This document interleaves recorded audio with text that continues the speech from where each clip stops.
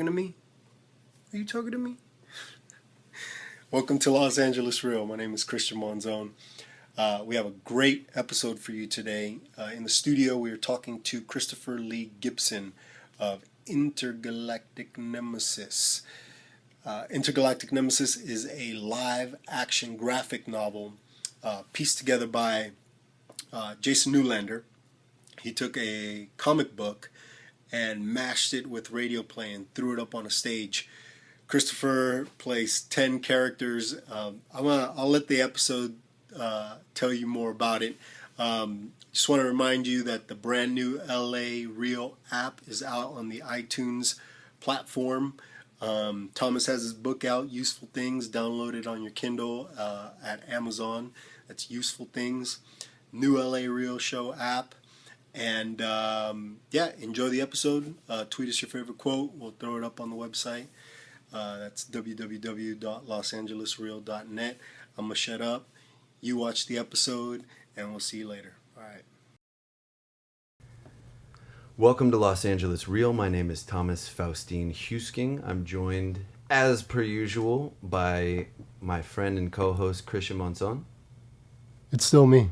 And today, oh man, we're really excited to have Christopher Lee Gibson, Intergalactic Nemesis' own Christopher Lee Gibson in the studio. Welcome. Thank you.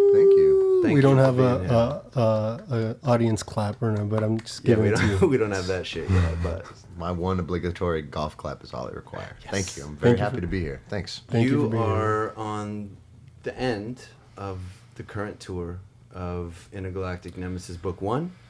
Yeah, well, book 1 and book 2 are both touring right now. So, for example, in Spoleto, we'll do both. Okay. In Schenectady, we did both. Schenectady. Yeah, we played Schenectady twice. And so we generally play, the first time we're booked in a venue, we'll do book 1. And if they love us, they bring us back to do book 2. And then, it's a fully realized trilogy. The third one is in production right now. So eventually we'll have 3. And 2014 is the the 14-15 book 3. season will premiere the book 3. Yeah. And Intergalactic Nemesis, for those of you watching, is a graphic novel, correct? Mm-hmm. With how many characters? It's a roughly. It's a in the comic book of book 1 of the Intergalactic Nemesis. There. Is this a graphic novel or a comic book? It's a graphic novel, Okay. and the way we perform it live, it's billed as a live-action graphic novel, and that's a little hard to really get your mind around. And I don't know that it's a really accurate description of what it is we do. Yeah, what is it that you do? Let everybody know. Well, it's like a blending of a old school radio play. Okay. With a graphic novel, and the piece was originally developed as a radio play. It was actually developed episodically, the way old school radio plays were made, where you would have the cliffhanger, and the creator Jason Newlander and Chad. I can't remember. Chaz Michaels? Yeah. The other folks that worked on it together about 15, 16 years ago in Austin, they developed this piece, and it was just performed in coffee shops. And the idea was there was a team of writers that were furiously writing together this 1930s episodic adventure story. And then it was performed by local artists with a live Foley artist making the sound effects in a coffee shop. And they just wrote and eventually came up with 3 full stories, an actual trilogy of stories. And they were produced as radio plays with quite a bit of success. Locally in Austin, all 3 scripts were produced. Originated in Austin? Yeah, in Austin, Texas. And then book 1, really, he took it around and got it booked in different venues in the country. And at one point, we had Broadway Across America interested. It was about 2008. Were you already involved with it at that point? Yeah, I got involved, I think, 2007. Okay. And it was just a radio play. I played one character, which was Ben Wilcott, the hero. And, cool. Yeah, it's cool. And it was a well-established product by that time. I came in and replaced an actor who had moved to New York, and was basically told to do what this guy did. I had a video, and I had to jump in a show that was already touring. So I had to just come in and kind of fit into that mold. How long did you have to prepare? He gave me the script and a DVD of a performance probably a month before I came into rehearsal, and then I came in and had one rehearsal before I went on stage. Oh shit! Cool, man. That was cool. It was horrifying. Now, when did you start taking on the other characters, So- Mysterion and? Well, yeah, at that time it was a radio play. I played one character. There's three main leads, and three actors played those roles, and then there was a narrator and a sort of another actor who would do all of the other smaller parts. Well, when we decided, they actually had a comic book made out of the book one story and printed, and had Tim Doyle, amazing artist, inked this comic book. Awesome. Yeah, I mean it's great artwork. So we had the comic book, we had the radio play, we had interest from Broadway across America, and then the economy tanked, and the all future plans of it touring died. And Jason Newlander had basically quit his job. He had founded a theater company called Salvage Vanguard in Austin, Texas, and he had left that behind to pursue this project, and then it died. And so he was literally looking for work, and he went to the Performing Arts Center in Austin, the Long Center for the Performing Arts, looking for a job. And the guy who ran it was like, we're not going to hire you, but we'll give your show another shot if you want. We'll put you in the Dell Hall, which is, I think, a 2,500 seat theater. I mean, it's a massive space. And he said, it's a radio play. It's not going to play in such a big space because there's nothing to see. And then he had this inspiration of, he was like, I've got this comic book. It was actually in production at that time. He's like, I've got this comic book artwork. What if I projected it behind the radio play so that there was a visual image to fill that space? And we started developing it at the Alamo Draft House in Austin, which is one of the best movie theaters in the country. Agreed. Very just Tim League runs it. He is a film lover. Everybody who works there is a film lover, and they embraced this idea of bringing in this radio play, whatever it is. It was evolving at that time. We didn't even know what to call it, but they actually let us come in before the movie and do an episode from the Intergalactic Nemesis before the movie. So we would just do one little segment of it. Which movie did you do it before? Well, one was like Conan the Barbarian. yeah, it was all thematically Right. tied together. So it was like one was like The Wolfman, which I remember that being not a very successful film, but How dare you? It was incredibly successful. The Benicio, Cinema Verite. Yes, Anthony yeah, Hopkins. Oh, yeah, did yeah. okay. It was a valiant effort. This is a valiant It was effort. but we were in there, instead of watching previews before, we would be set up, and these people, sometimes I don't think they even knew what was happening, and we would just do an episode of Intergalactic Nemesis, and then we get feedback from them. And he eventually took all of the episodes and put them together into kind of deconstructed the piece and then reconstructed it in this new format. Got rid of the narrator and the sort of ancillary actor, and just said, okay, the three leads are now going to play all of the characters. Yeah, dude. Okay. So, Which brings me back to the question: how many characters are Now there? I'm playing 10. 10 characters. I think it's 10. I think I played 10 distinct characters in book one. I know I die at least 4 times, which is awesome. Yeah, it's super His cool. death scene is Jean-Pierre Jean-Pierre Desperrois. Desperrois is like the greatest death scene of all time. It So- takes like 10 minutes. Yeah, it really does. In the show, you're not costumed any differently than you are now. He's wearing a suit. Oh, we wear suits. We try to do it up classy. The two boy actors are in suits. Danu Uribe, who plays the female characters, she has a little bit of license, but she's got a lot of style, so she always works it. She always looks comes good. in looking really good. And then our Foley artist, Cami Elise, really brings a sort of sexy sort of vibe to it. And It's hot. our piano player, Kenny Redding Jr., he's kind of a fashion magnet, so he's balling. So the only thing that differentiates the characters is voice and energetic. Yeah. Yeah. Yeah. Okay. It's all. Yeah, they're standing side by side up there, and there's a little spotlight on them, but usually you're trying to take in the fact that you have this massive screen showing the panels, 1,250 panels, that Jesse Hand drawn. Douglas is pressing, she's controlling all that popping up, and then there in front of you is the Foley artist Cammy, who's moving cinder blocks and shaking the train sound and blowing the whistle. Kenny's over here, just jamming, beasting on the piano. Yeah, beasting on the piano. And then Chris and David and Danu are over there on the side, just sort of standing there, playing out the characters straight with facial expressions and everything. And then Augustine, the unsung hero at the back, sound engineer. Yeah, he's a sound engineer who's like making, when they're going to the cave, he makes it the reverb pop like they're actually in there. And it's just, he is mixing the show live, and he gets to work on some. He calls them the Rolls Royces of soundboards, because we're in these amazing venues, and he is literally in mic check.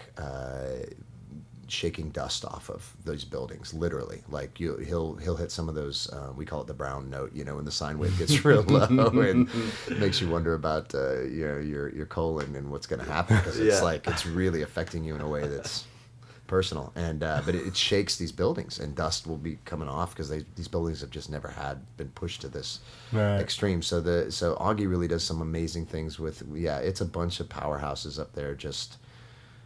Having a blast, and for the actors, we're creating all of the characterization purely out of vocal pitch, facial expressions, and I do quite a bit of movement. We're not allowed to really move away from our mics, of course, but yeah, you move a lot. You I take do. on the different characteristics of the people you're voicing. Yeah. Were you, prior to this, like a voiceover artist? Were you an actor? Yeah, I've always been an actor. Stage actor? Stage actor, yeah. Yeah, primarily a stage actor since I did my first play when I was in first grade. Damn, I was talking shit about stage acting. No, not at all, man. I appreciate like it. the rehearsals. God, the rehearsals suck. Oh, it's You're such a commitment. Shut up, man. Dude, I feel it though. It's true. I mean, when you're doing a lot of theater, your agents want to try to get you film work. Can be. They're like, you're not helping me out here, buddy. Yeah, you got to do theater to earn your chops, but don't do theater because we can't use you when you're doing theater. So, and I'm almost always doing theater, so that's why I haven't had as much opportunity to work in films I would like. But since first grade, I always knew I was going to be a stage actor. Excellent. Yeah. Yeah, that's great, man. And I just imagined, you're playing these characters. It's not something that anybody could just step up and do. You got to have some kind of not knowledge, but savvy to know, to create these characters and know. Yeah. I mean, you're playing 10 different roles. Yeah. Well, the audience has got to be able to differentiate. This is exactly what I was talking to you about today, when I'm like, what we do when we play one role is hard enough, but we got shit on these guys who are doing 10, 12, 15 characters in an evening, and distinctly different in pitch and timbre and characteristic and energy. It's so impressive to see. But does it change from night to night? Do you do that much variation? How do you keep it fresh? Well, yeah, it does subtly change from night to night. I mean, it's directed, Jason Newlander, again, the creator, is also the director. And, we had a rehearsal. We had an original rehearsal process, and then we toured it, and then sort of anytime we take large breaks of time from doing the show, we'll do a brush-up rehearsal and make sure that everything's on point with the way it is. At the same time, from night to night, it does change subtly. You know what I mean? You evolve your choices as an actor evolve. I was telling Thomas I had an epiphany with one of my lines just yesterday, and I've been doing this show for 2 years now. Which line was it again? Well, it was the line where Ben Wilcott is kind of explaining to Timmy Mendez and Molly Sloan what's going on, and so he's told them that he is fighting an alien race named Zygonians. It's silly, you know what I mean? It's melodrama. But the thing is awesome. To play it, you have to Ben it is very real. And what you find out in Act 2 is that Ben's wife and child have actually been killed by these creatures. And so it's a heavy moment in a melodramatic piece. But to play it, you have Ben. It's very real to Ben. So the epiphany I had when you're playing melodrama, the dance is what's absolutely real. Everything is played so straight. Even the absurd things are played straight and played real. So that's what makes it kind of funny, because you've got these absurd situations, but the people in them are taking them desperately seriously. Absolutely, yeah. So I have this line where she says, I'm gonna go destroy this central hive where the aliens live, and she says, well, that's a tall order for a librarian, because my character's actually a librarian. And I have this cheesy line. I mean, it's actually taken straight from Casablanca. The line is, each of us has a destiny, Miss Sloane, for good or for evil. That's lifted straight from Casablanca. It's completely stolen. So that part, if you've seen Casablanca, you're going to know that. So, okay, say that line. And then, but then he says what his destiny, he says, maybe your destiny is to change the world through your reporting.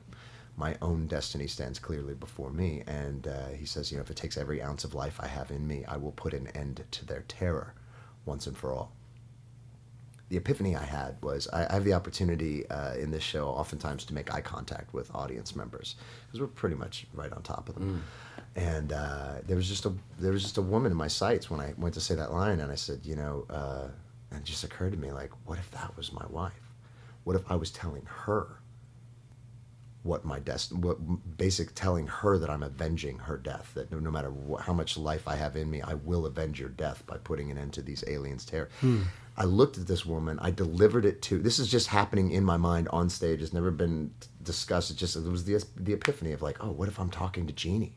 Right. And I did, I delivered the line to Jeannie for the first time, and man, I just was overcome by emotion, which is what I'm supposed to do in that part. I am supposed to become overwhelmed by emotion, but it happened organically for the first time. You know what I mean? And it was like, and I'm sure if my director saw it, he'd be like, "Yeah, that was no good," which would be totally expected. I wouldn't be surprised at all.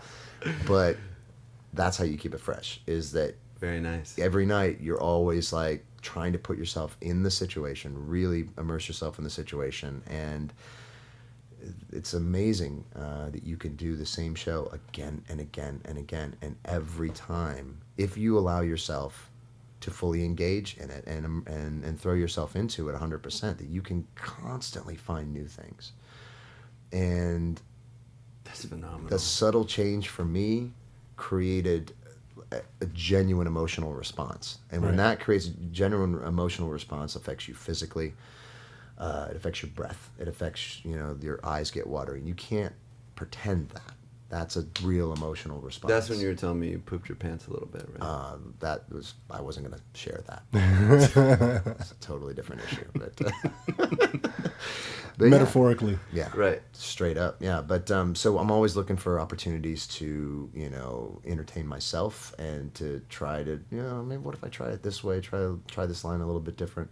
These characters are evolving constantly, and it's not something I have to worry about trying to keep fresh. It just is. Do you guys give each other feedback, or do you not deign to say, hey, I really liked what you did tonight, or that part really made me genuinely laugh, or pull it back a little bit, that was a bit much? Well, that's a real tricky line with actors.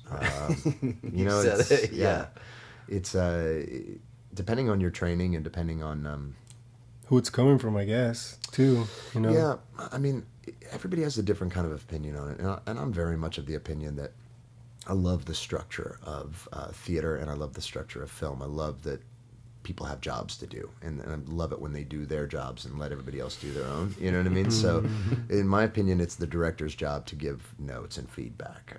That being said, if we try something on stage and it really works, yeah, of course we're going to acknowledge it to each other, like, oh, you really did something different with that line tonight, and that was really funny.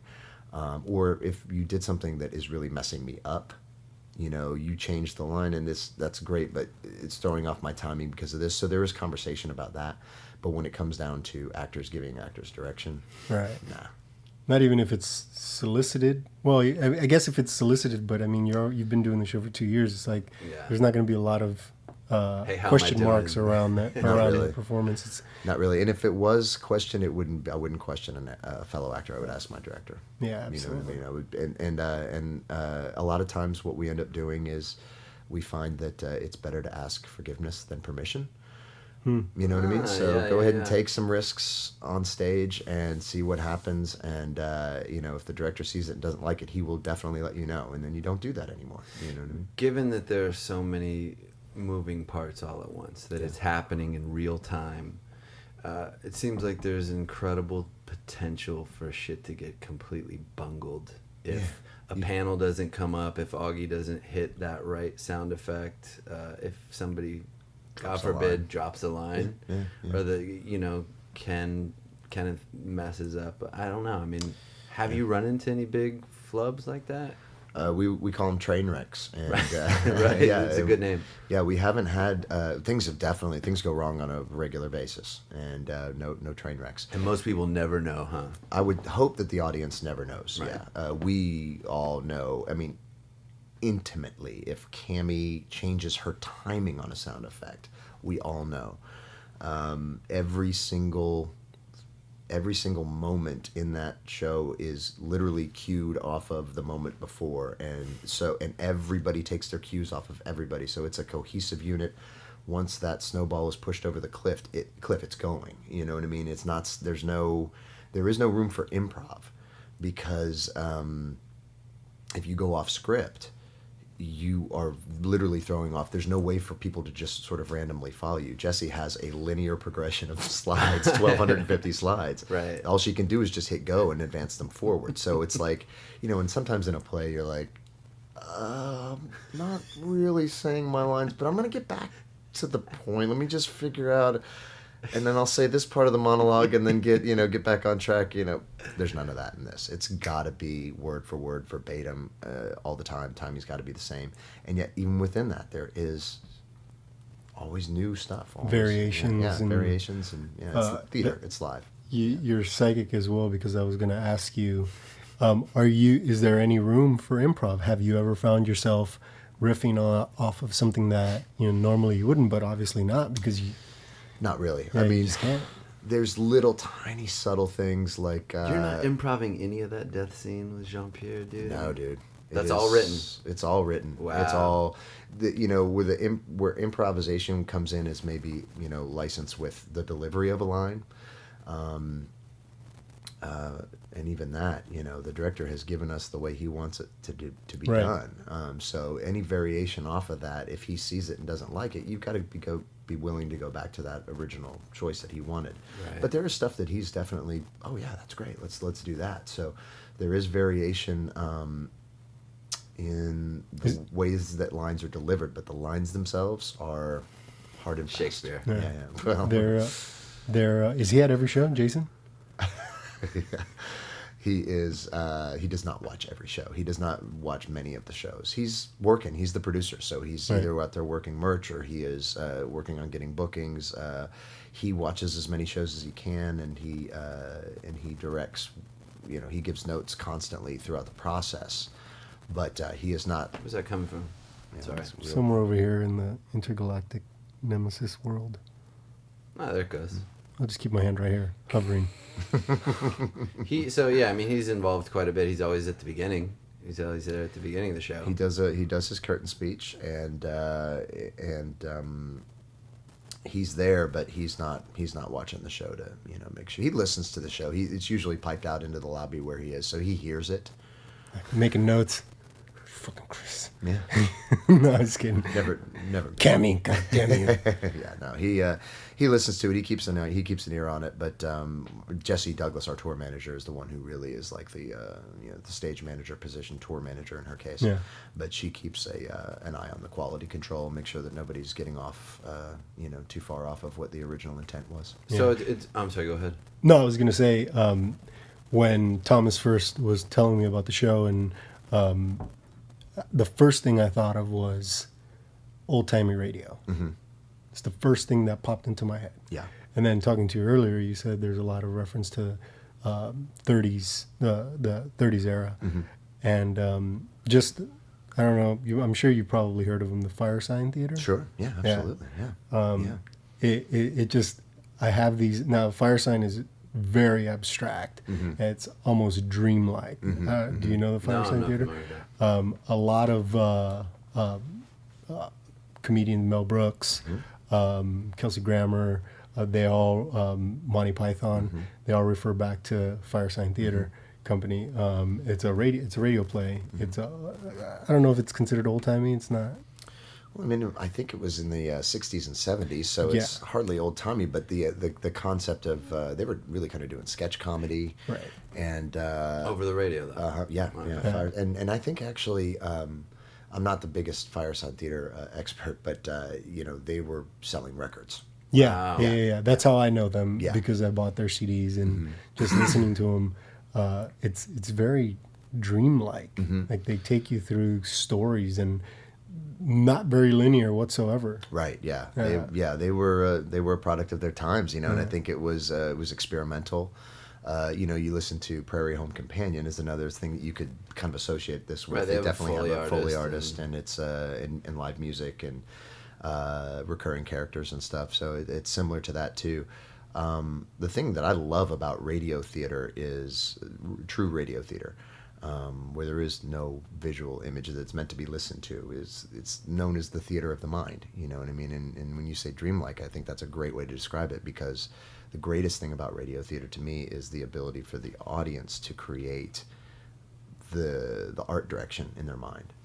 And there's no art. I mean, when you create a film, you have an art director who's making that picture, and you're going to see that. But when you tell a story, spoken word, you know what I mean? The audience has to fill in all of the visual images in their head, and nobody can ever imagine as good as you can. So, radio theater really allows you as an audience member to, you're always seeing the best art direction possible because it's in your head. It invites you to collaborate with the artist and gives you, personally, it's like reading a book. Yeah, exactly. The book is always better than the movie because there's no limits to what you could imagine. Because the art director in your head is better than what you saw on that. That's it. That's really true. I believe that to be true. And Nemesis, like you were saying, it's a bit of a sensory overload. Yeah. I mean, we went from radio play to kind of the almost opposite, because now you have, depending on where you sit in the theater, you're gonna have a different experience. If you're sitting 5 feet in front of me, I defy you to watch those slides, because I'm working. You know what I mean? But if you are at the back of the house and you can't possibly see my expressions, you're going to focus on the slides that you can see. Right. Or if you're sitting in front of Cammie, you're not going to not watch her the whole time, because she is captivating. She is. Yeah. Same thing with Kenny, you know what I mean? So everybody that's up there is working, and the artwork itself is really amazing. But if you closed your eyes, that would be a totally different way to watch, and the show would totally work on that. I tried that too. a couple of times too. Yeah, that's great. Yeah. That's great. Yeah, it totally works. God damn, it sucks that I don't do drugs anymore, man. That'd be great. I could just imagine. Yeah. Like. So what has the reception been like? I mean, talk about it. Obviously the show's grown bigger and bigger. You guys have been featured on NPR, right? You did an interview on NPR. Yeah, and NPR, Conan O'Brien. Nice. I love Conan. Yeah, it was, what an honor. I mean, sold out week at the Kennedy Center. 2 weeks? 1 week sold out at the Kennedy Center, 2 weeks on Broadway. I mean, that's... So the reception, obviously, is growing. People are going, wow, look at this new way to appreciate performance art. It's sort of a new genre. So, it's hard to even explain to people what it is, and this guy's elevator speech is, it's very well crafted, because, it's like, how do you explain this sort of melding of forms and make it easily accessible to somebody to go, oh yeah, I want to go see that. Yeah. So he's got an epic job with that. But the response from the people who have taken the risk to come out and try something because they're either into radio drama or they're into comic books, or sometimes we've been booked at family-friendly theaters or family-friendly theater festivals, you know what I mean? So kids are bringing, or rather adults are bringing their children to see shows. Those are the ways that people generally find out about it. And the response varies from venue to venue, varies from city to city, varies from country to country. Really? So cool that you've been all over the world with this thing. We are now international. We did our first international shows this year. We went to Canada, and Canada twice, and then Scotland, and we look forward to traveling more of Europe. And Sydney's interested. And, Ooh, a little Australia action. Would be super dope. Right? Yeah, That'd be great. But the show is a lot of references to American pop culture, right. and some of it that is antiquated American pop culture. There's a Mae West sequence. Yeah, Mae West. Yeah, I mean, when you say Mae West, there's a large swath of American audiences who are going to be like, "Who's Mae West?" Yeah, especially the kids. Especially the kids. Yeah. How would they possibly know who Mae West was?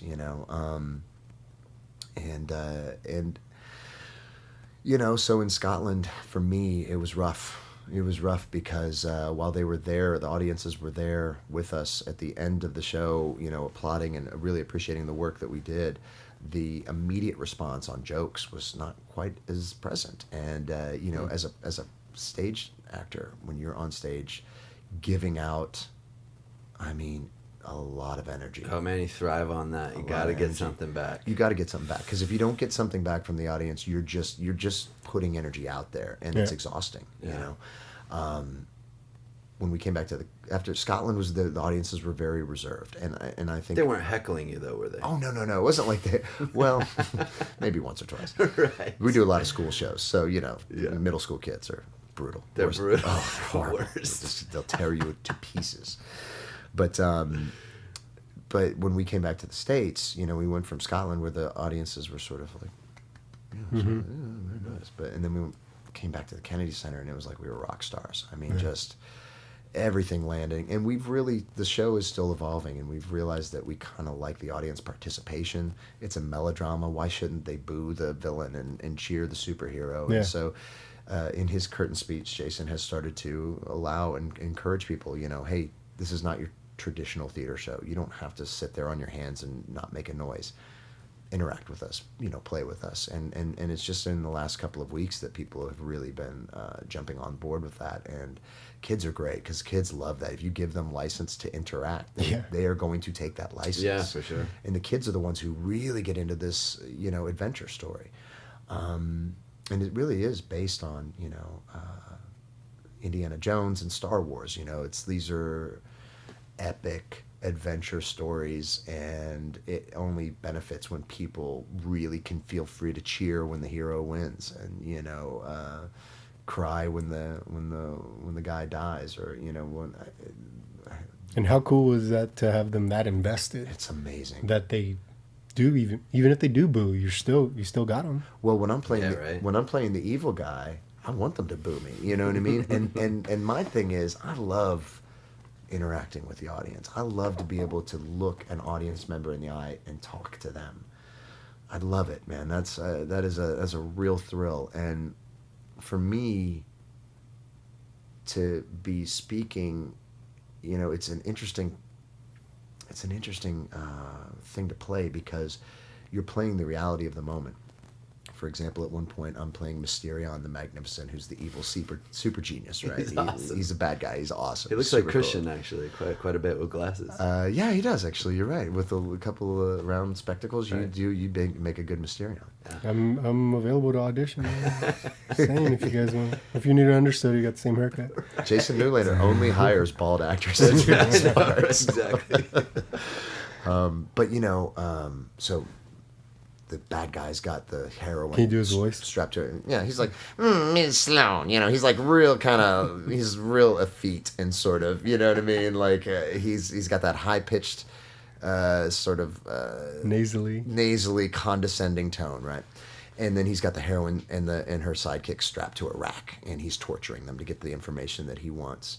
And the audience will start to boo or start to laugh with him. And my thing is, I acknowledge that. The person who's booing me, I can't necessarily see them, but I get the general idea of where they are, and I look right at them. You know what I mean? And I just think, well, how would Mysterion react to somebody who was booing him? And suddenly he will deliver a line to that person, real snotty. So I like to do that. I like to play with the audiences, like that moment, that epiphany I had of picking out an actual person to make a connection with. So that's why it was so difficult in Scotland, because they just weren't giving just you weren't giving anything. it back. Weren't giving it back, and I mean, granted, we were in Scotland. It was an amazing time. I'm not saying I didn't have a great time while I was there, and I'm not saying that the audiences didn't like the final product, but that reservation that they felt, I think, probably brought the show down a little bit, because they were missing and there were school shows where the school shows, this was public performances where there was adults and kids, that it was kind of muted response. When the school kids were there and they were given the license to cheer and everything, I mean, they went zonkers. You know what I mean? They went over the top with it because they're kids and they've been told they can yell in a theater, so of course they're going to go, and they were great. I would take that energy over a reserved audience any day, because you can play with that energy. You know what I mean? And it's a super thrill to be able to take the energy that people give you and ride it. It's very much like surfing. You know what I mean? Riding a laugh. Right. You know, the audience decides that this line is funny tonight, and they just explode. Well, you've got a timing and a rhythm that we're all waiting on, but we all have to hold on that laugh. Yep. And it's exhilarating. You guys get super disappointed when your favorite jokes that you're like, that should totally kill them. They didn't get it again. Like, how did that not land? Very personally. Right. How big were the audiences in Scotland?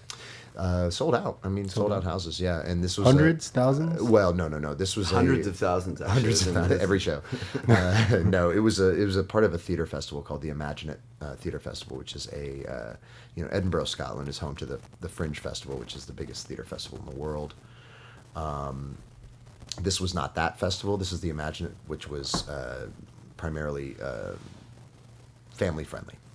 Yeah. And don't mind the man behind the curtain. Oh, that's better. Mm-hmm. Yeah.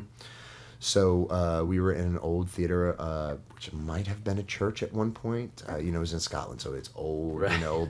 Awesome. It's been many things: a church, a butcher's. Absolutely. Right now, it's a theater with a bakery coffee shop downstairs. Nice. Totally dope. You're on stage and you can smell the onion loaves baking downstairs. Oh, so good. So I think that theater probably sat 300. And those were sold out. So, we will play theaters as small as 300. We've played halls as big as 2,500. We've never sold those out. But we've played, I think in Wisconsin, we played to like 1,200 people. In Wisconsin? Mm-hmm. In Madison. Well, it's a great town. Yeah, that's Madison. a great town. Yeah, Madison's a super cool town. And we filled that hall, and it was I think it was a 1,200 seat hall. So it varies. We're generally playing to between 300 and 500 people, I think, at this level. But we are building.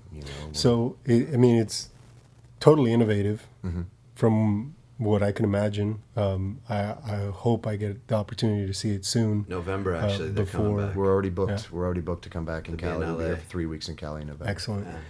But what else? What other groups are there out there like you guys? Do you know of any? None. There's radio theater. There is a lot of radio theater, but this idea of the combination of a graphic novel with a radio play, nobody's doing that yet, as far as I know. The only thing that really comes close to it that's happening right now, I think, is Prairie Home Companion. Yeah. I think that we are going to inspire people, though.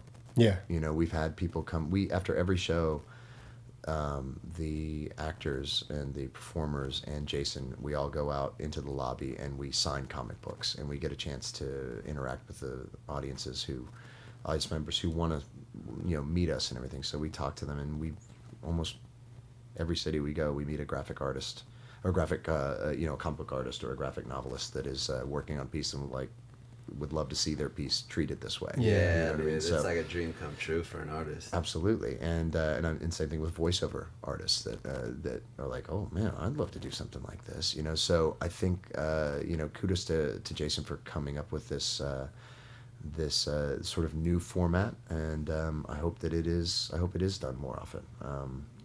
I think I could see it happening with existing graphic novels now. The only problem would be royalties and rights. Yeah. The great thing for him is he created all of the content, so he doesn't have to worry about any of that. It's a format that would lend itself to graphic novels. It could lend itself to, silent films, sort of or old films. There's things like that in Austin called like Foley Vision. Right. Where Buzz Moran, who is the sound designer for our show, the Foley designer for our show, but they will actually show old films and bring in a cast of improvisational comedians. Yeah. MST, That's cool. MST3K. I like that. Yeah, like that type of thing. So there's variants on it, but nobody else quite doing like what we're doing now. I hope to see it pick up. We generally spend at least a little bit of time with our guests talking about the training specific to what they do. Okay. So when I saw you, Yeah. you were up there working, Yeah. like you said. I mean, he's going from changing registers and accents. I mean, you're sweating through the whole thing. You're working really hard. How is that? How can you do that night after night with your voice? What do you do warm-up wise, technique wise? How do you preserve what is essentially your money maker? Well, part of it is, and I know this might sound flippant, but part of it is the training, the theater training that I went. I went to the American Musical Dramatic Academy in New York City in 1990, a long time ago. But I trained at a theater conservatory, and you learn how to speak on a stage with supported diaphragmatic breathing. It's the same thing as singing. You learn how to breathe properly, and that supports your vocals. If you don't understand proper breath technique, you'll end up straining your voice. So it's a combination of knowing, having been trained how to speak on stage and have my voice project in the first place. But see, I don't really need to project in this case because I've got a microphone. Yeah. Yeah, but you're shrieking. Oh, I mean, See, what Augie allows me to do as an amazing... so you don't need to push that hard. I don't need to push, but he also allows... I want to push that hard. Right. So what I want to be able to do is go from literally from a whisper to a scream, and on a microphone. And that's Augustine that's riding those faders and literally mixing me. He knows my performance so well. He knows when I'm about to go crazy, and he throws a top on it that means that I can't peek out through the system. He is riding us so that he allows me to do that. Screaming stuff. At one point, he's doubling Danu, the female lead, as the like fairy weird temptress, and then you go right into screaming as Ben Walcott and run and all this stuff, and then back into super high pitched temptress. Yep. And it is all over the place. It is all over the place. I just don't see how that doesn't kill your voice. You did 2 performances yesterday. It does kill my voice. Even with all that training, I have to I do vocal warm-ups before every show. I actually found a great app that app, a straight up awesome app by Musicopolis. It cost me $5, and it's a customizable warm-up that I go through, a general warm-up and then an extended warm-up, and it probably takes about 15 minutes of just warming up the voice. There's a piano on this app that just goes through and takes these vocal exercises. I mean, there's 15 or 20 of them that I go through, and warming up the instrument, warming up this instrument, getting enough sleep is huge. It is. I mean, it is the key thing. It is actually on tour the thing that I have found will save me. Not going out and hitting the pubs after the show, just instead going back and getting a solid night, 8 hours plus of sleep will heal you. Yeah. You know what I mean? It really does. It's the thing that all of us as driven artists and entrepreneurs and people who are trying to make things happen, it's the first thing that we're willing to give up is sleep, and it's, I think, a bad idea. It's so underappreciated. Yeah, and man. Speaking so of sleep, misunderstood. Yeah. and all the shows that you've done, you ever dream about the show? I don't ever dream about Nemesis. That's a great question. Nobody's ever asked me that, and this is the first I have to say I've never. Actors have these. I used to have Good question, Christian. It is a good question, but actors have these anxiety dreams.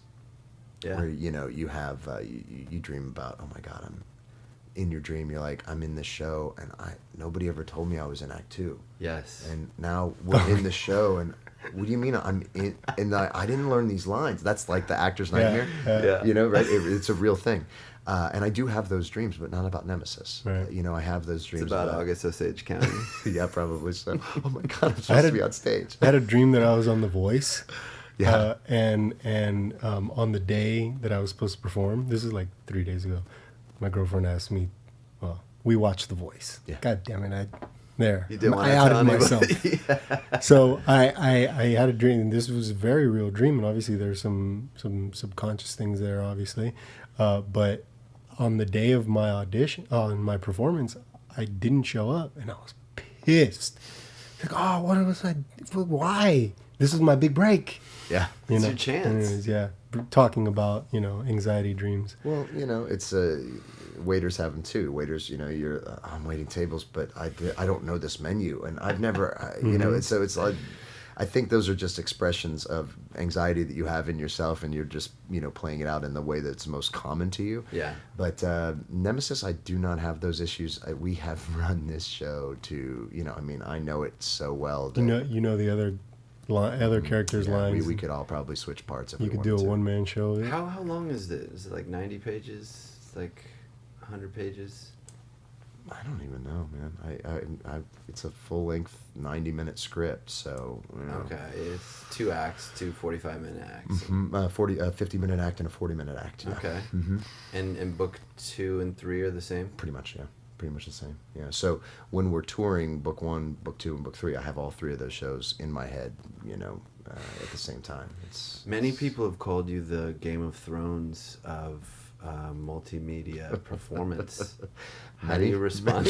How do you respond to that accusation? I'm just kidding. That's a joke question. Yeah. Do you guys love each other? Do you hate each other? You've been together now for a long time. You're basically like Black Flag touring in a van. Not like Black Flag, but you guys are touring in a van together. It's cramped, and you kind of up each other's butts for a lot of the time. How does that work for the dynamic? Do you hang out together outside of the show? Yeah, I mean, we're very fortunate. This is a group of people who really loves each other, really enjoys each other's company, and you love your family, but if you travel with your family, you want to kill them. Yeah, of course. You know what I mean? So, it's a mixture of all that, I would consider the people who I tour with to be my closest friends. And at times my least favorite people on the planet. Oh, it's so true. Yeah, I mean, the best thing that can happen on tour is to have a situation where the venue is paying for the hotels and we get our own rooms. Right. Or just even a room where we're both in the same room, but we each have a door that we can close. Oh, how nice is that? It's like, it's heaven. To have privacy on tour is just heaven. Because most of the time, you are just living with these people. You're working with them, you're traveling with them, if you're going to go out to dinner, you very often have to go all out at the same time because you only have one vehicle, and you're in a city that nobody knows where they're going or where they are. And so, and I'm pretty serious about maintaining my privacy. You know what I mean? I'm not the most social creature on the planet. So I'm oftentimes, I think, probably the surly bear on tour, just, I don't want to. The curmudgeon. The curmudgeon, the old bastard. Yeah, absolutely. We're right here, man. We're right here. Yeah, Christian's you the same way? No, he's the same for sure. But, I take my private time very seriously, and I cultivate it, and I try to, whenever I can get it, I take it up. It's nothing against these people. I love these people. It's just, for my sanity, I want to have time to do my stuff, What is your stuff? Are you meditating? Are you reading? Like, what are you doing? I meditate every day. I've recently incorporated a yoga practice into my meditation because I'm trying to get into full lotus when I meditate. No shit. So I've been trying to just something simple that I can do anywhere, because I'm always someplace different. So I do, just a sort of modified sun salutation with hip openers that leads me into my meditation, which I follow a wonderful online program called Headspace, which I would highly recommend. Take us through that. What is that like? Headspace is totally dope. It's a guy who, Andy Puttybrook, I think. I might be ruining his name. Puttycomb. Andy Puttycomb, who trained as a Buddhist monk and is now teaching people to meditate through this system called Headspace. He wrote a book. The book's out on the shelves, and the program is a subscription-based program online for $80, I think, $80. You get it. 365 days of pre-recorded guided meditations. And my wife and I are both on this program. We've both signed up for the second year of it now. Wow. It's totally progressive. I went from never having meditated in my life to a daily practice now, and to the point where I follow his guided meditations, but if for some reason I can't, I can meditate on my own fully, confidently, and successfully. Yeah. How long are your meditations? 20 minutes. 20 minutes. Every time? You never go longer, you never go less? If I'm doing, my personal stuff, I might go longer. Okay. But his guided meditations are 20 minutes a day. So. And it's chatter all the way through, or is it? No. He, it starts off, it's progressive. So that's it starts off with 10 minutes, and then he kind of gets you into, over the course of the time, this sort of pattern of, of not controlling your breath, but being aware of your breath, of being aware of your intentions. And he does have, it's broken down into sections. Right now I'm in the happiness section, but there was a mind section, there was a heart section, there was, and he's basically, it's the same sort of meditation every day, but he's just adding subtle differences in each time and talking about different aspects of skillful living and being aware, Being mindful, being present. mindful, being present in the day, taking that meditation mindset and bringing it through the whole day. My chair, man. This is the chair. I thought you were remixing this episode. You like that? That's good. Do you find different levels of success based on where you are in your meditation? I know for me personally, if it's different when I'm sitting on the floor in my bedroom compared to when I'm sitting in front of the ocean in the sand. You just get different. Well, this is why vibes and I'm really trying to work into full lotus. I started off meditating in a chair, and I kind of gravitated to the ground and started doing a little research on it. And there's a lot of school of thought that believes that the closer you are connected to the ground, Earthing, baby. Well, and that's a term I've not used before, but in reading your book, that this earthing movement, that makes a lot of sense to me, Right. because I definitely believe, even if it's not technically the ground, very often it's on the 30th floor of a hotel, room, but Your it's penthouse suite. but it's your feeling of being grounded and not in a chair or not on a cushion, I think does add to the experience. And then you put yourself out on the sand with the beach and that atmosphere. It's a totally different experience, and I think much more visceral the closer you are connected to the real earth. What are you trying to accomplish? I know there's a lot of people out there listening right now who might not meditate. What are you getting out of it?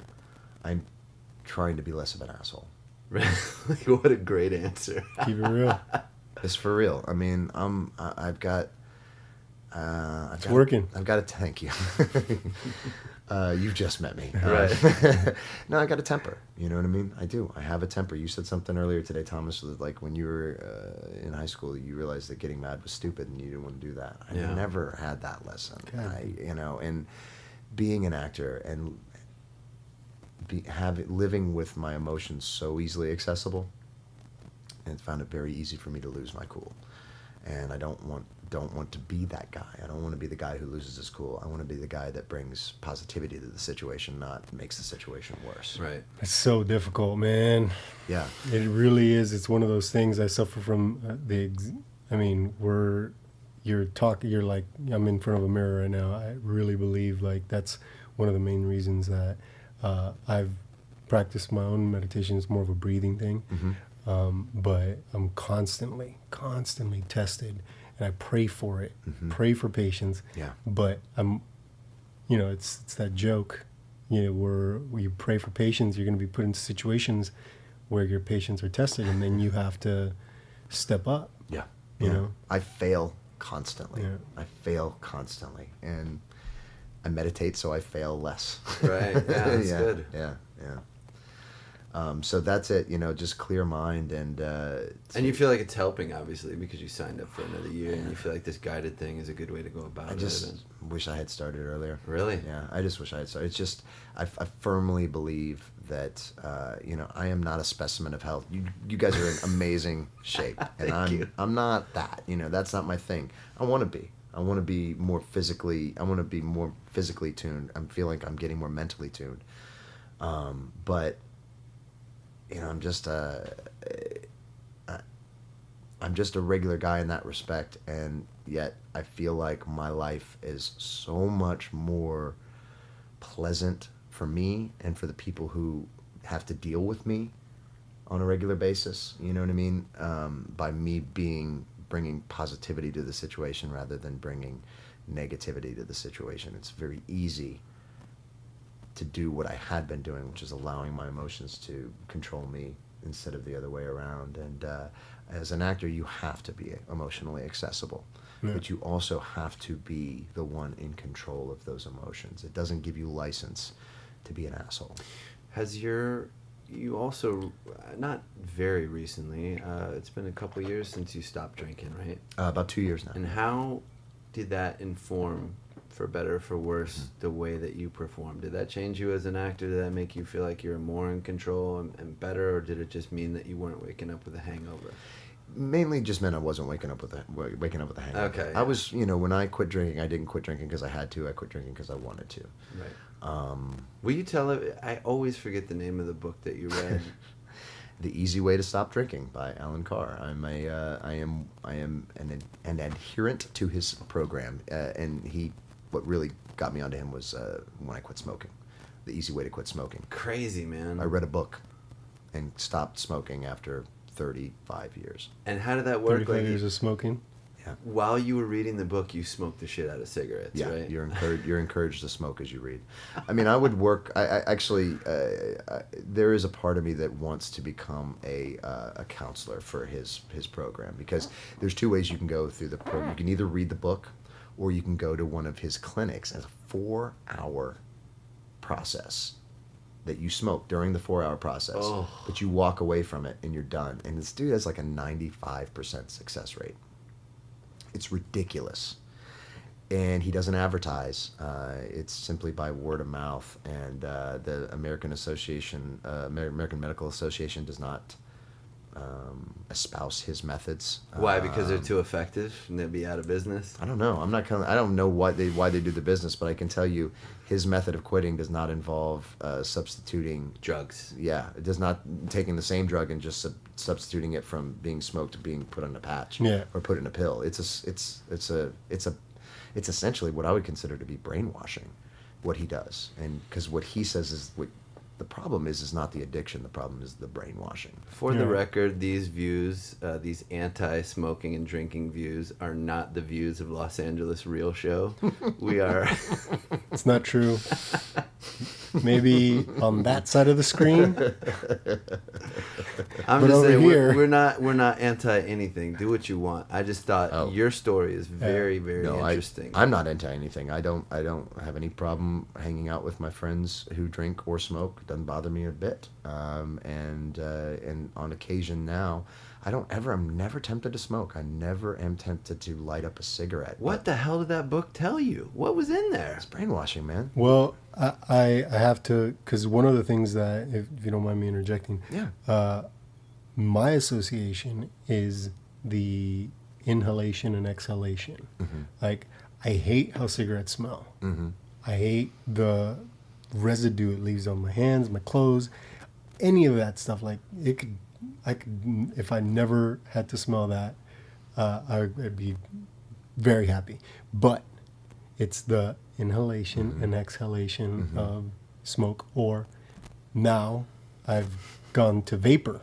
Yeah, I saw that you had the e-cig. Yeah, just because I enjoy the exhalation and the inhalation, the taking in of the breath, which is part of my meditation. I literally, when I'm doing my breathing exercises, it becomes palpable. I could feel getting full, and the exhalation is satisfying.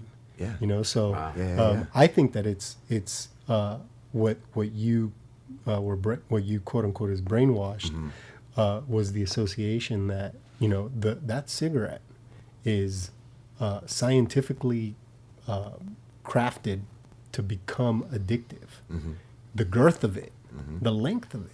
Is that true? I didn't realize. Oh that. yeah, That man. makes sense. Oh yeah, no, there's no doubt about it, and there's all the millions of chemicals that are put into prepackaged cigarettes are in there to make it more addictive. They're not in there for any other reason. Yeah, dude, they spend billions of dollars to Yeah. make that cigarette the most addictive thing. Yeah, when I quit smoking cigarettes, I had already moved for about 3 years to hand rolling my own. I used to smoke Peter Stockby, which is a really fine quality hand rolling tobacco. Now, Nice. buy that by the can. I caught it like at the right time. It was like $23 a can when I bought big cans. Now it's $100 a can. No Oh yeah, I way. mean it just they caught What was on it, the to cut?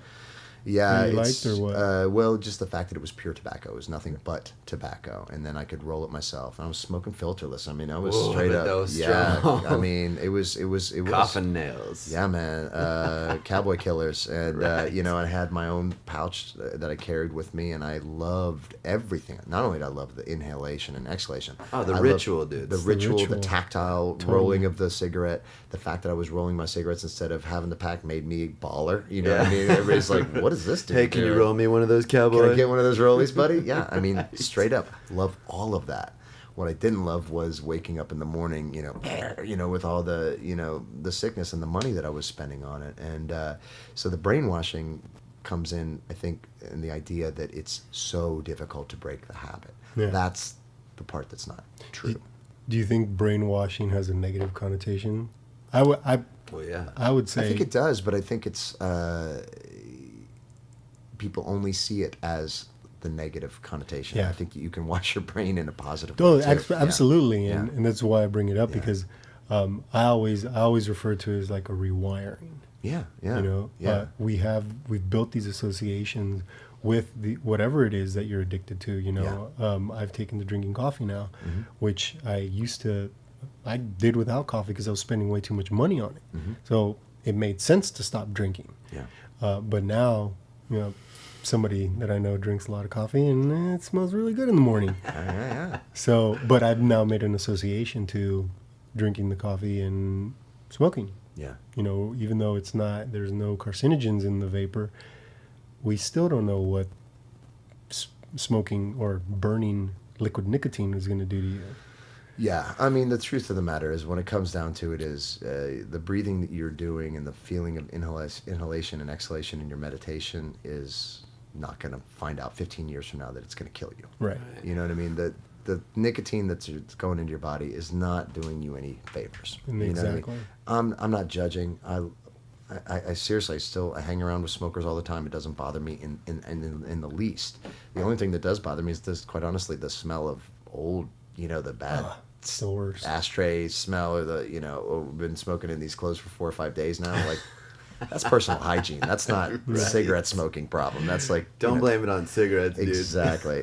So that kind of stuff, doesn't bother me at all. I think it's just we take too much for what people tell us is the truth without actually questioning. Totally agree. Yeah, it's just like, and his point in this book was just like, everybody says it's so like it's hard as quitting heroin. It's harder to quit smoking than it is to quit heroin. He's like, when you go through the process, just be very aware of the feelings that you're feeling not having nicotine, and judge them. Is it killing you? Are you literally dying? Right. Or is it annoying?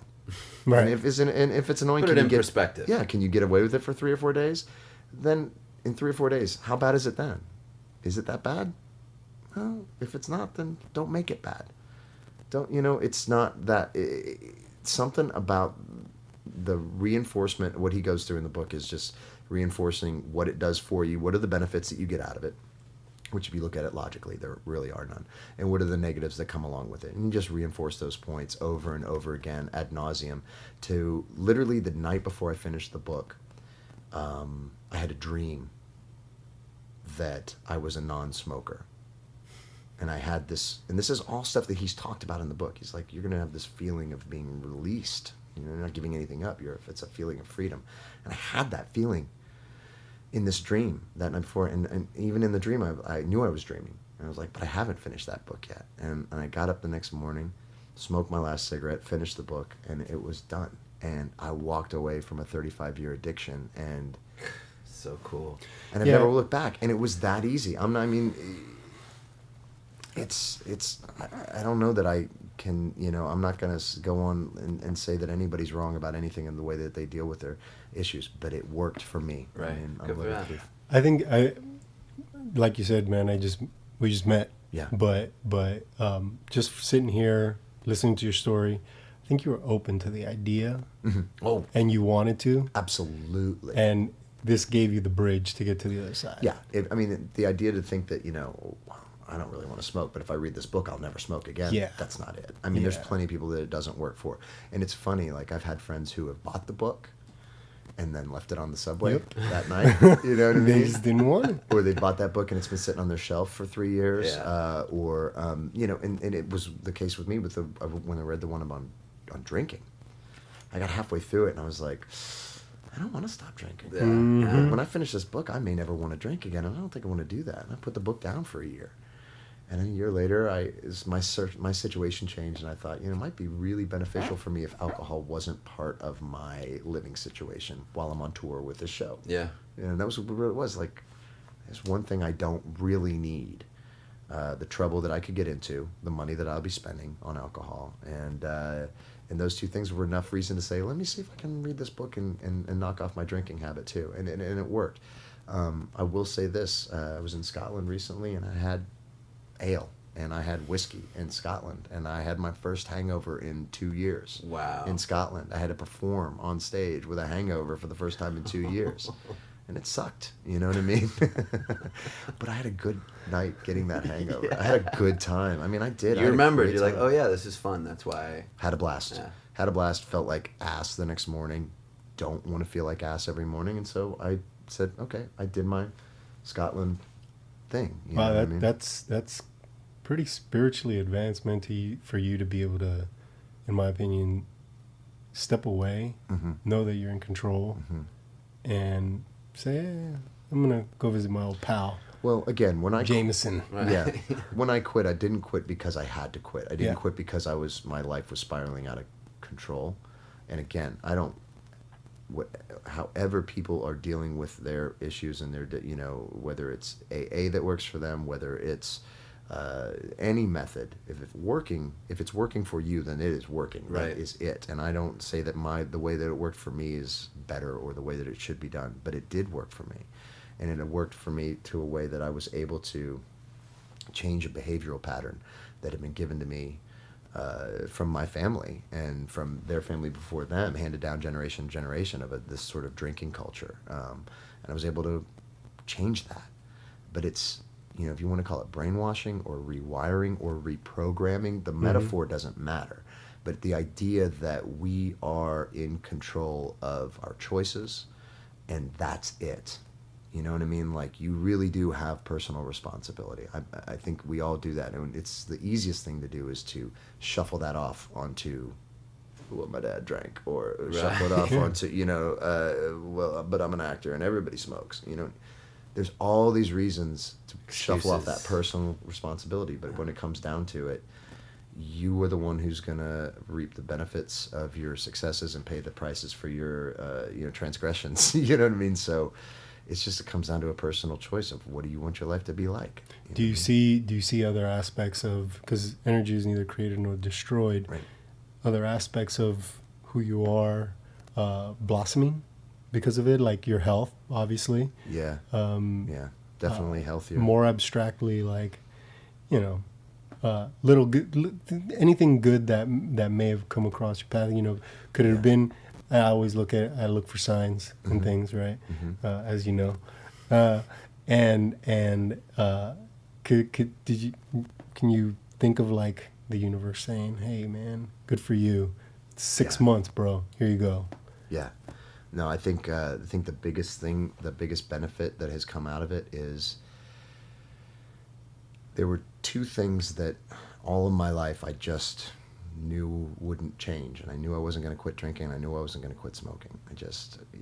Even though I wanted to, And if you look at my journal, I've journaled all my life, and if you look back through my journals before I quit, the one consistent thing in all of my journals was I gotta quit smoking, gotta quit smoking, Wow. gotta quit smoking. Always writing it down. All of the things that they say, affirmations. Just write it down, and it'll just take care of itself. I've been writing it down for years. You know what I mean? It wasn't working. So whatever the method doesn't matter. For me, it was this book, but I did this method.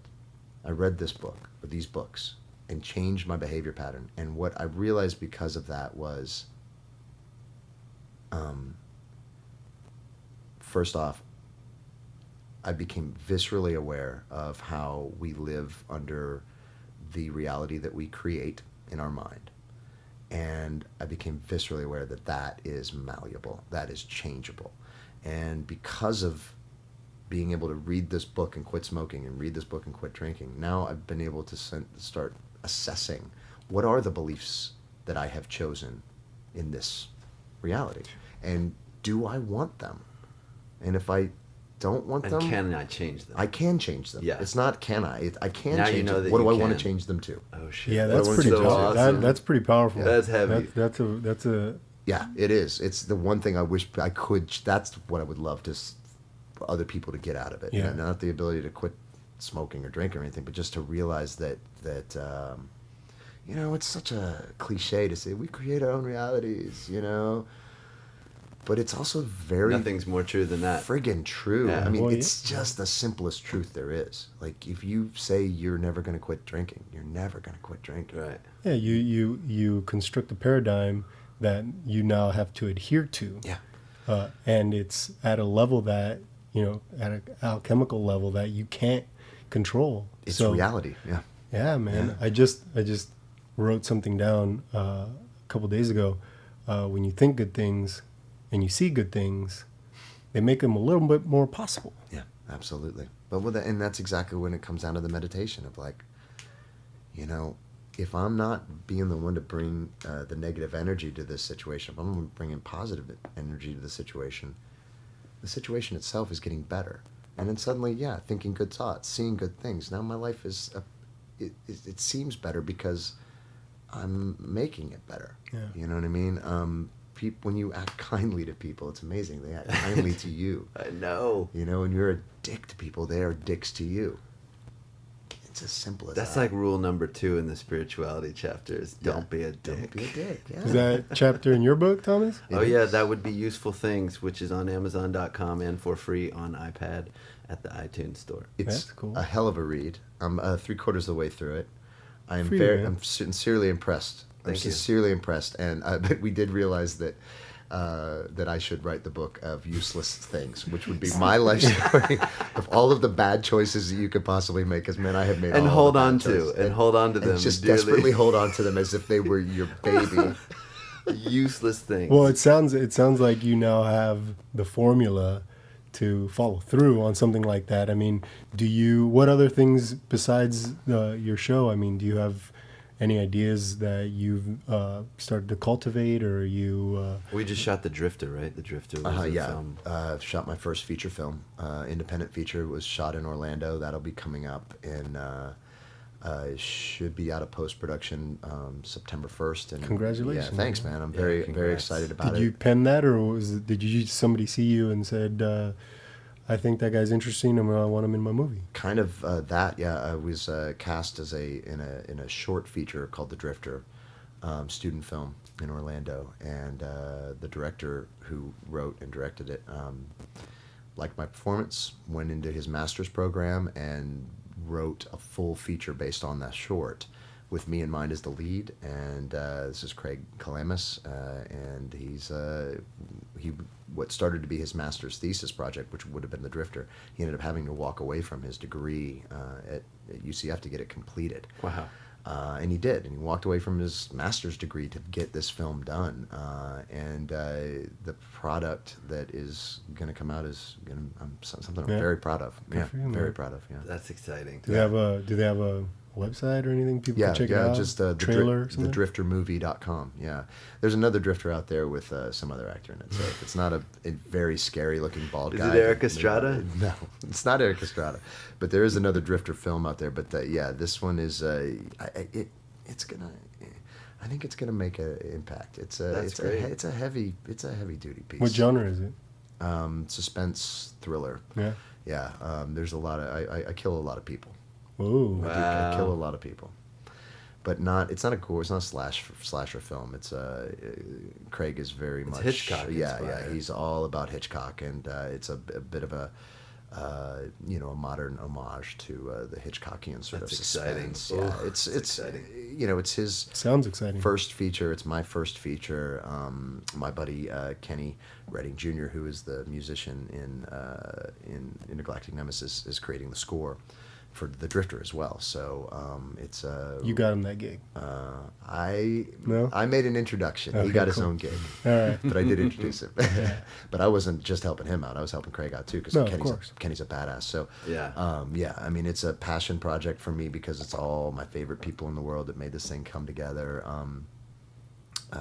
That was not a product of any kind of meditation or anything like that, though. That was just dumb luck. Right. Yeah, it was straight up dumb luck. Well, that's you putting in your time and people seeing you in the theater. Because, I mean, you came from the theater and now you're on a touring theater show. So in that respect, that's living the dream. So we probably should wrap it up, huh? Well, I don't want to wrap nothing up. What are you talking about? I'm just kidding. He's usually the fucking time police over here. So, No, just, whatever. I'm having a blast talking to you, man. And we I should know, ask. Go ahead.